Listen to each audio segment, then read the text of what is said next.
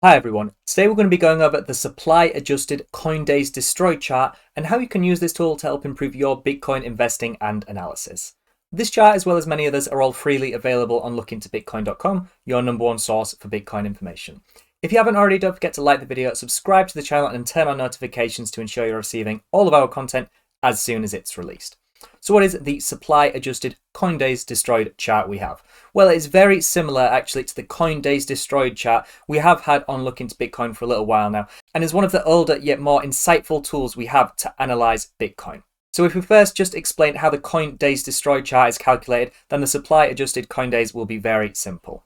So as we can see from the calculations under the chart here on lookintobitcoin.com, coin days destroyed are accumulated by counting the number of Bitcoin and then calculating the time since that Bitcoin was last transferred. So for example, if I held one Bitcoin and I held that one Bitcoin in my wallet for a period of 10 days before transferring it, I would have added a total of 10 coin days destroyed to the Bitcoin network. And as stated, this is one of the older Bitcoin metrics we can use for our analysis. This was actually coined in 2011 on a Bitcoin forum called Bitcoin Talk by user Bytecoin. So this is a very old metric and is used to try and calculate the velocity of the Bitcoin network. As we're weighting the coins that haven't been moved in a longer period of time and multiplying that by the actual amount that are being transferred, we can get a better insight into when the longer, especially larger players in the Bitcoin market are deciding to move their coins. So if we go back up to the chart here, we can see when these spikes considerably indicates that not only a lot of larger players in the Bitcoin space moving their coins potentially to exchanges to take profit, but it also indicates that they've likely been holding these coins for an extended period of time.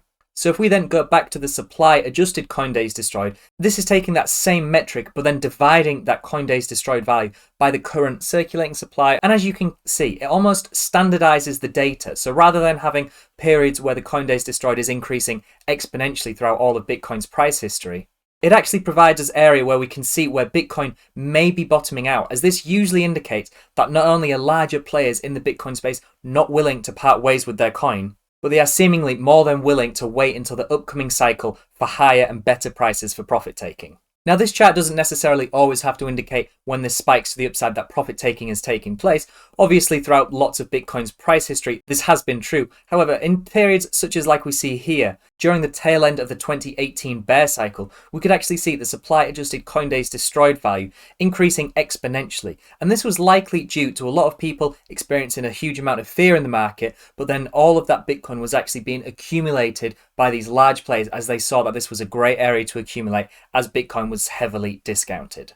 So it may not be quite as black and white to use this tool as an indication of profit taking being necessary. It may just be a good tool to use once we reach a certain value such as 0.8 or a value of 1 on the supply adjusted coin days destroyed chart. This may be a good indication of a volatile turning point in the Bitcoin price. So rather than just using this as a tool for indicating the tops in market price, such as this example here, can give us a great indication that potentially the market is turning as lots of Bitcoin are being transferred either for accumulation or distribution.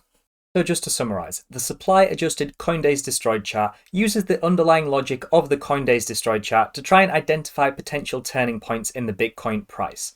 And by factoring in the current circulating supply of coins at the time of transaction, we can obtain a smoother and more true representation of the market impact by the moved Bitcoin.